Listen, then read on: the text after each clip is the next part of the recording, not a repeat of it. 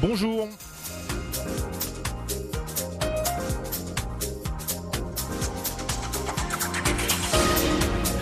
IPGR Chronique Info.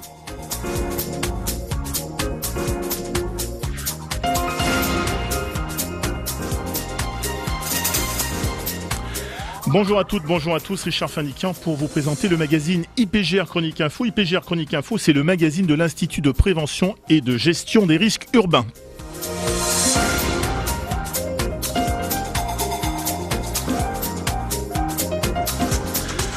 Au micro d'IPGR Chronique Info, Christian Kert. Aujourd'hui, nous recevons Christian Kert, député des Bouches-du-Rhône, président du Conseil d'orientation pour la prévention des risques naturels majeurs. Christian Kert, bonjour. Bonjour.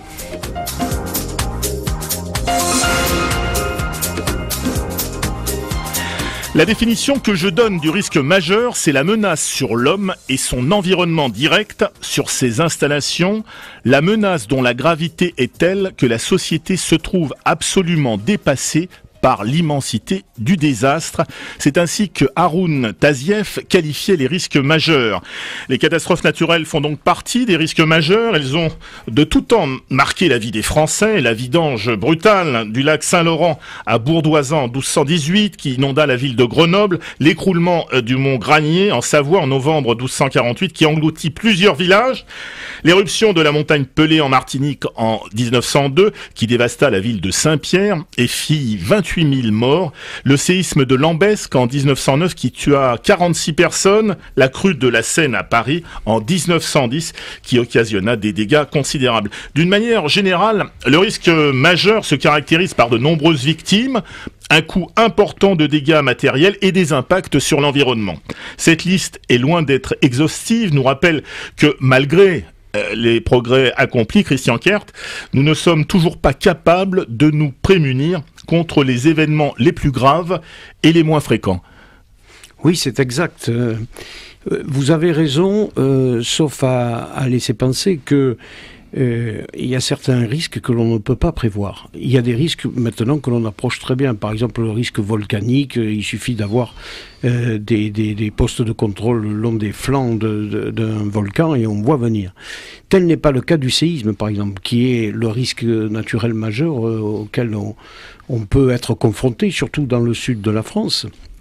Et que, pour l'instant, aucun scientifique ne s'engage à prévoir. Et donc, nous oscillons en permanence entre la prévision, la prévention, et c'est vrai que c'est un peu difficile aujourd'hui de bien calculer la vulnérabilité de notre société.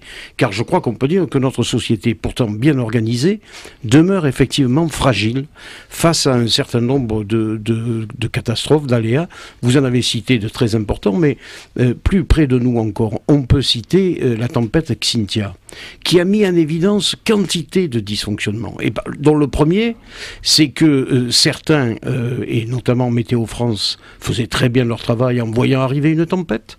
Certains voyaient très bien arriver une grande marée, mais il n'y a eu personne pour faire le lien entre les deux.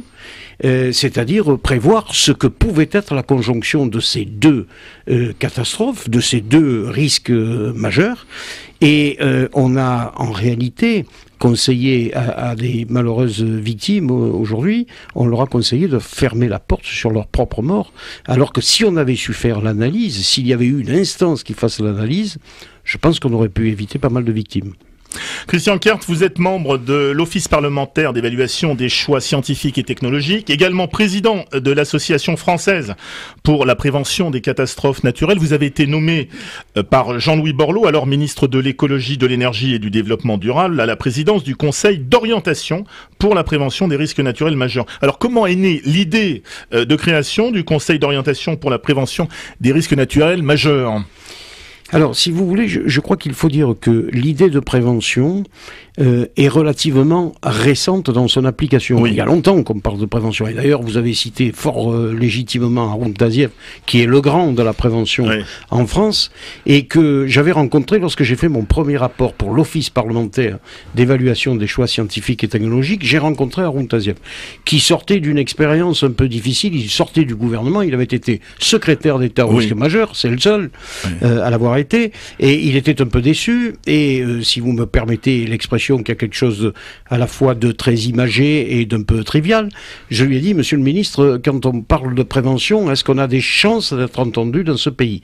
Et il m'a dit, mon jeune ami, puisque je débutais à l'époque, mon jeune ami, quand en France on parle de prévention, on ferait pipi dans un Stradivarius, ça ferait plus d'écho. Bon, c'est dire dans quel état d'esprit se trouvait le grand Haroun Tazieff. Alors, la prévention, elle est plutôt récente dans son application, c'est-à-dire que depuis les années 80, les grandes lois des années 80 et 90, cette idée de prévention qui jadis n'était qu'une idée développée par l'État, elle est descendue. Alors d'abord l'État a mis de l'ordre, et puis les collectivités territoriales s'en sont préoccupées, et puis un certain nombre d'associations également au service des collectivités territoriales et pour certaines au service de l'État. Vous avez cité l'Association française de prévention aux catastrophes naturelles que je préside, plus exactement que je co-préside avec une sénatrice depuis 2 ou 3 ans. C'est une association composée de grands spécialistes de la prévention, certains étant de jeunes retraités des ministères concernés, et nous avons créé un conseil scientifique pour servir un peu d'appui au conseil d'orientation de la prévention des risques naturels majeurs, parce qu'il faut qu'il y ait conjonction de tous les efforts en matière de prévention, car pendant longtemps, la prévention était très sectorisée. Il y avait ceux qui se préoccupaient des risques naturels majeurs, il y avait ceux qui s'occupaient essentiellement des risques technologiques, il y a ceux qui s'occupaient de la vulnérabilité, ceux qui s'occupaient des études, et ce que nous essayons de faire au conseil d'orientation, c'est de regrouper tous ces spécialistes, et il en est d'excellents, qu'il s'agisse des représentants des ministères, des élus nationaux et locaux, des scientifiques, des universitaires, et jusqu'à y compris des représentants des associations de victimes de catastrophes passées, qui tous réfléchissent ensemble à ce que peut être l'évolution d'une politique de prévention en France, car inutile de vous dire que c'est une notion qui est très évolutive, et j'imagine que nous reparlerons au cours de l'émission de l'exemple de Fukushima au Japon. Oui, tout à l'heure nous en parlerons.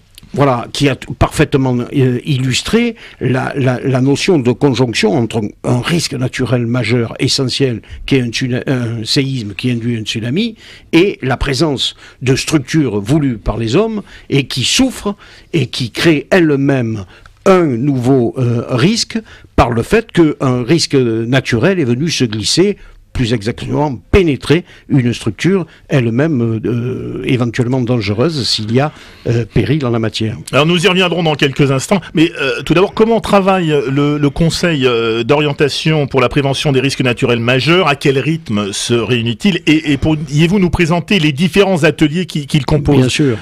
Alors, sans vouloir être didactique, le Conseil d'orientation, c'est une 60aine de membres qui se réunit au cours de 4 ou 5 plénières par an. Je crois d'ailleurs qu'en 2011, nous en avons tenu plutôt 5-6 que 4-5. Et puis qui a décentralisé sa réflexion en ateliers, 4 grands ateliers. Un, bien sûr, sur la politique de l'eau, les inondations, la perspective d'aller vers l'application d'une directive européenne, comment l'appliquer à la France, comment faire en sorte, en réalité, que la France adhère à une politique, une stratégie de lutte contre les inondations qui serait européenne.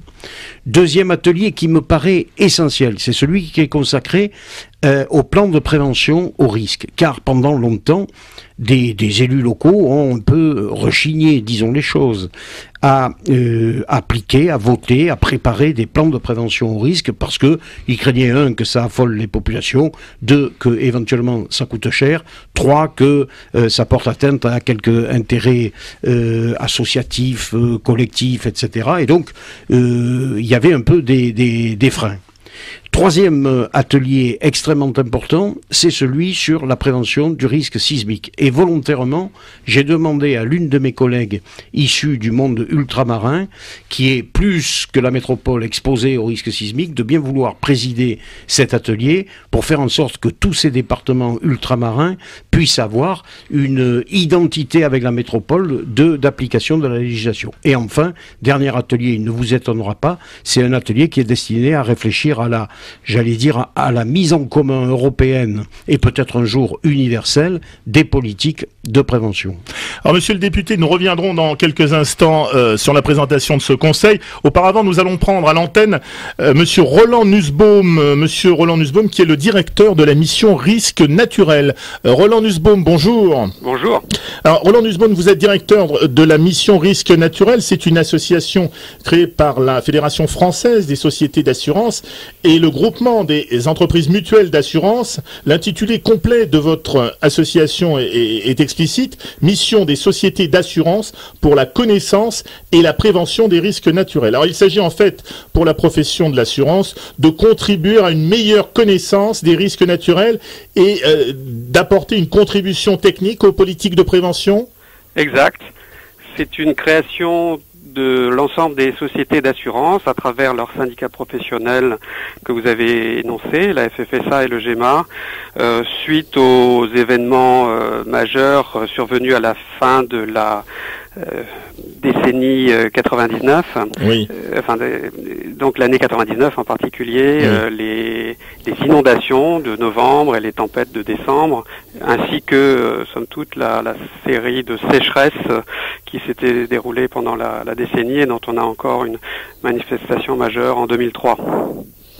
Alors, quels sont les dossiers, les travaux où est particulièrement impliquée la mission risque naturel au sein du Conseil d'orientation pour la prévention des risques naturels majeurs ? Alors la mission apporte un support en fait aux représentants de la profession, donc de la FFSA et du GEMA, qui sont membres oui. du Conseil d'orientation, et il s'est trouvé qu'à leur demande, j'ai été impliqué plus spécialement en tant que rapporteur dans deux d'entre les quatre groupes qu'a décrit le député Christian Kert, en l'occurrence celui sur l'évaluation des plans de prévention des risques et celui sur l'action européenne et internationale en matière de prévention. Mais de façon générale, le fait est que nous apportons donc le support de cette profession des assureurs dans dans les travaux du Conseil d'orientation, dans les groupes, les quatre groupes qu'il a initiés au courant de l'année 2010-2011, et plus récemment dans un nouveau chantier qui concerne le projet d'Observatoire national des risques naturels. Voilà, alors on va en parler dans quelques instants. Auparavant, un petit mot, s'il vous plaît, sur le fonctionnement des instances départementales du Conseil. Alors effectivement, c'est aussi un aspect important de notre activité qui est de permettre à notre profession de participer à la gouvernance organisée à l'échelon départemental ou régional de la prévention, et ceci à travers les comités départementaux de sécurité civile, oui. Et où, selon les départements, c'est un peu le préfet qui s'organise selon ce qu'il estime être le plus utile à la gestion des risques. L'autre instance de concertation s'appelle la commission départementale pour la prévention des risques naturels majeurs, qui réunit un peu à la manière du COPRNM à l'échelon national des représentants, des élus, des administrations et de la société civile, et parmi eux donc nos collègues représentant la profession d'assurance dans les départements. Un mot également, monsieur Nussbaum, sur le futur Observatoire national des risques naturels qui est en train de se mettre en place actuellement. Oui, alors c'est encore dans les travaux de préparation. C'est une proposition qu'a faite monsieur Bernard Spitz, président de la Fédération française des sociétés d'assurance, oui. Et qui a repris le rapport des députés suite à Xintia, et qui donc est en cours d'élaboration, de définition. Nous en saurons plus vraisemblablement lors des assises nationales de la prévention des risques naturels qui sont organisées par le ministère de l'écologie à mi-janvier à Bordeaux, et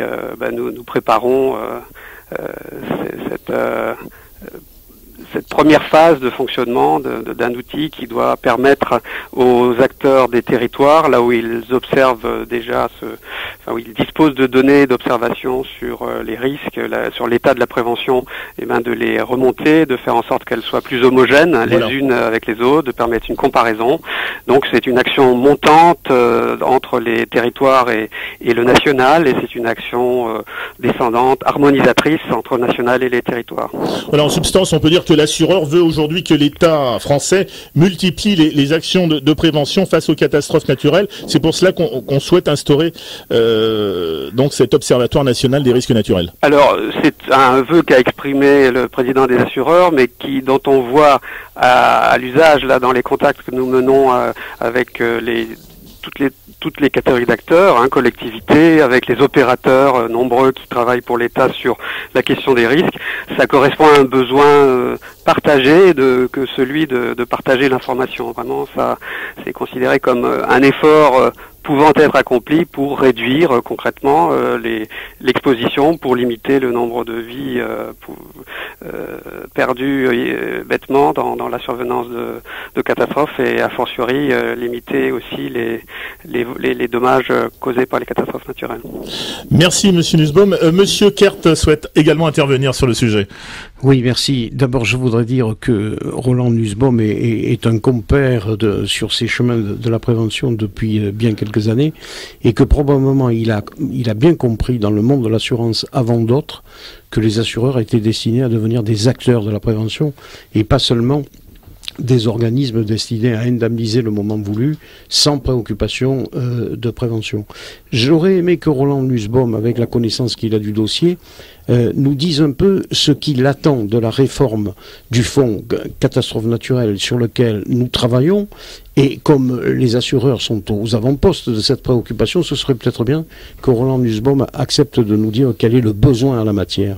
Mais je crois qu'il vous entend, Monsieur Nussbaum. Oui. Vous avez entendu la question du député Christian Kert ? Oui, tout à fait. Merci, Monsieur le député, pour cette question qui ne peut engager que moi. Je ne représente pas la profession dans ces débats sur la réforme. Ce que l'on peut dire, c'est que c'est une réforme qui effectivement vise à améliorer la prévention, qui va dans le sens d'une plus grande transparence de ce que consacrent les assurés en tant qu'assurés et en tant que citoyens participant à travers notamment la taxe qui est perçu pour alimenter le fonds de prévention des risques naturels prévisibles, qu'on appelle aussi le fonds Barnier, et bien qu'il voit ce qu'il consacre à la prévention par rapport à ce qu'il consacre à l'indemnisation. Jusqu'à présent, alors c'est peut-être les 12% de surprime CatNat incluaient ce prélèvement pour alimenter le fonds Barnier, et à l'avenir, ce prélèvement sera visible de façon à bien identifier ce qui est consacré à la mutualisation du risque et donc à l'indemnisation, et ce qui par ailleurs finance la politique publique de prévention à travers le fonds Barnier. Donc ça, c'est un aspect des choses, mais par ailleurs, il est prévu des interventions. La réforme va améliorer la prévention, notamment en ce qui concerne la sécheresse. Oui. En fait, en substance, on peut dire aussi que la réforme du régime des CatNat œuvre pour une meilleure culture du risque, Monsieur Nussbaum. Bien entendu, c'est une constante, et ce domaine, la sensibilisation donc à la culture du risque, c'est un travail qui, le projet de réforme marque un pas de plus dans ce long cheminement. Je crois que Roland Nussbaum a bien décrit le périmètre en disant, 1, plus de transparence, et 2, une meilleure responsabilisation de tous les acteurs de la chaîne. Et par exemple, lorsque Roland Nussbaum évoquait la sécheresse, il ne sera plus, si la réforme est retenue, il ne sera plus possible d'aller construire construire en terrain argileux sans aucun souci de la nature du sol, de sa capacité à résister à une sécheresse, etc. Donc, transparence, oui, de tout le fonctionnement du fonds et responsabilisation de tous les acteurs, y compris de l'usager, y compris de l'assuré, qui, jusqu'à présent, pouvait éventuellement passer à travers les mailles du dispositif législatif et être aussi bien indemnisé que ce qu'aurait pu l'être quelqu'un qui avait été extrêmement préventif dans sa démarche. Je crois que c'est ça, transparence et responsabilisation, qu'il faut bien retenir. Merci de votre intervention, Roland Nussbaum. Merci à vous. À très bientôt. Au revoir. Alors, nous parlions, Christian Kern, il y a un instant, du Conseil d'orientation pour la prévention des risques naturels majeurs, qu'on pourrait définir comme une espèce de sentinelle, en fait, hein. Tout à fait. Vous avez tout à fait raison. C'est à la fois une sentinelle et un aiguillon. Sentinelle en ce sens que, par exemple, nous souhaitons tenir compte des retours d'expérience, ce qui n'est pas trop dans la culture française, tenir compte des retours d'expérience pour apporter des éléments de réflexion et en disant attention, dans tel pays il s'est passé ça. Soyons vigilants, ça peut nous arriver. Par exemple, le tsunami. On me pose souvent la question de savoir, depuis qu'il y a eu des tsunamis sur le continent asiatique à caractère dramatique et extrême, on me pose la question de savoir si oui ou non un jour un tsunami pourrait affecter la Méditerranée. Oui, un tsunami pourrait affecter la Méditerranée. Alors bien entendu, pas avec la même ampleur, parce que la Méditerranée, c'est pas l'océan. Bon. Mais il suffirait, me dit-on, me disent les spécialistes, d'un séisme important au large de la baie d'Alger pour soulever une vague qui viendrait frapper les côtes françaises. Et donc, ce que nous disons, et d'ailleurs, c'est extrêmement intéressant de savoir qu'un observatoire des tsunamis va entrer en fonction pour la Méditerranée et l'Atlantique au début de l'année 2012. Ce que nous disons, c'est tirons parti des enseignements de ce qui se passe ailleurs pour bien informer d'abord les spécialistes, ensuite les élus et enfin la population. Et puis aiguillons, c'est-à-dire que l'État, qui cherche toujours à très bien faire, et parfois, nous semble-t-il, à nous les élus, un peu lents dans les démarches. Et nous disons, le Conseil d'orientation, comme d'ailleurs l'Association française de prévention aux catastrophes naturelles, comme d'ailleurs l'IPGR, qui se bat en réalité avec des armes à peu près identiques et avec des objectifs identiques. Nous disons à l'État, attention, il faut aller plus vite. Et par exemple, on a beaucoup traîné sur la nouvelle cartographie et la nouvelle codification en matière de risque sismique. Bon, enfin, en début d'année 2011, est sortie la nouvelle cartographie, qui, soit dit en passant, fait passer d'une carte qui prévoyait 5000 communes à éventuellement protéger du risque sismique à une carte de 20 000 communes, ce qui n'est pas rien. Bon, cette cartographie, on l'a entendu longtemps. La codification, on l'a entendu longtemps.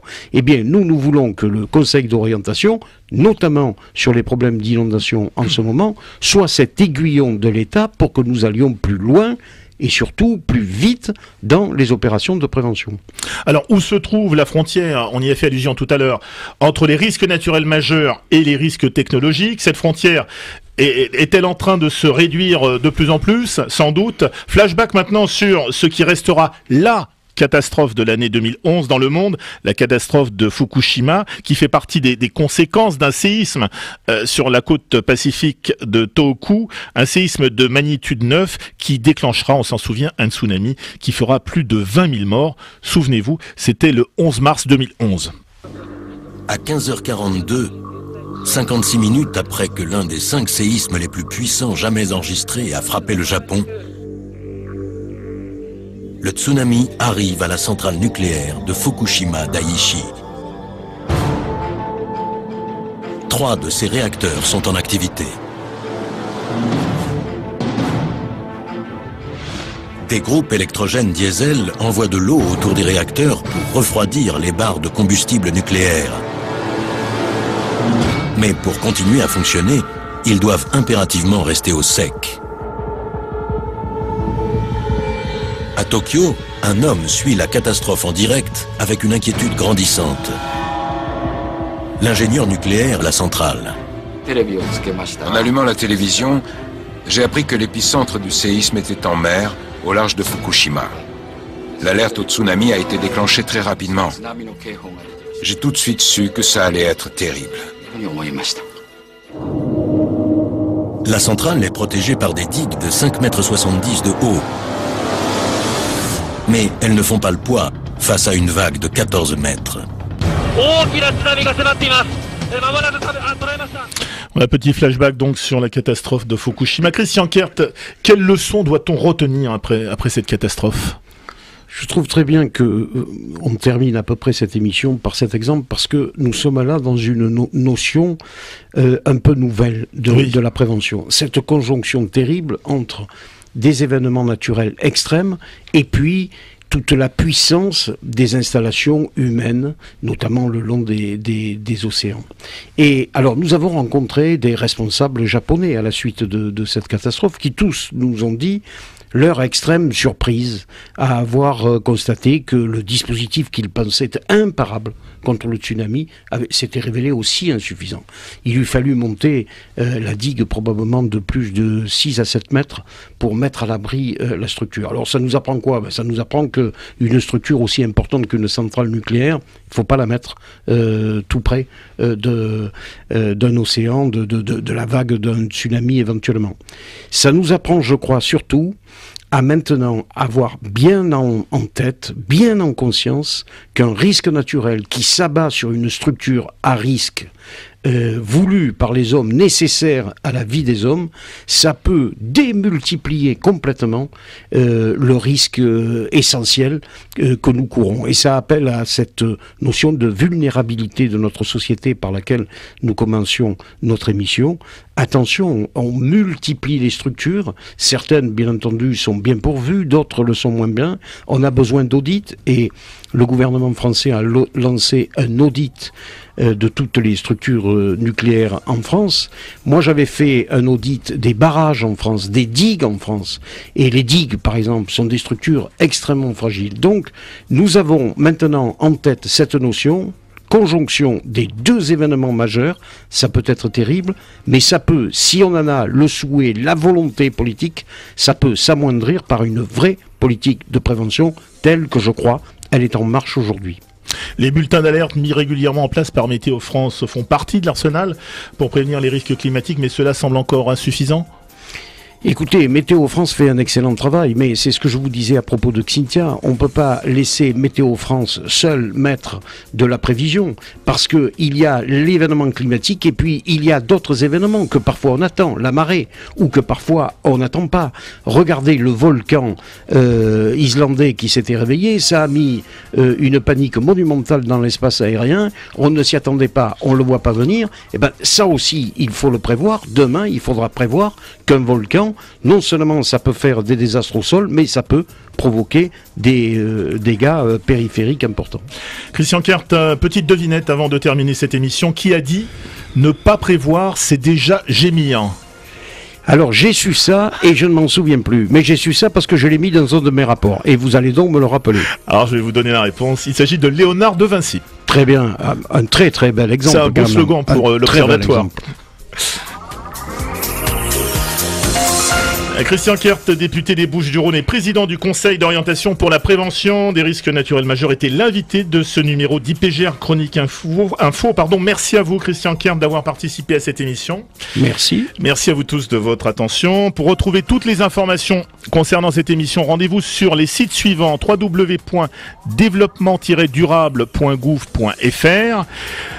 Un autre site également où vous trouverez tout un ensemble d'informations très intéressantes: www.mrn.asso.fr. Vous pouvez également vous rendre sur le blog du député Christian Kert, c'est christiankert.over-blog.fr. Merci de lire mon blog. Également le site de l'Institut de prévention et gestion des risques urbains, www.ipgr.fr. Vous retrouverez également cette émission sur la chaîne Risque TV, www.risque.tv. Nous nous retrouverons le mois prochain pour un nouveau numéro de IPGR Chronique Info. En attendant, je vous dis à très vite sur Radio Dialogue.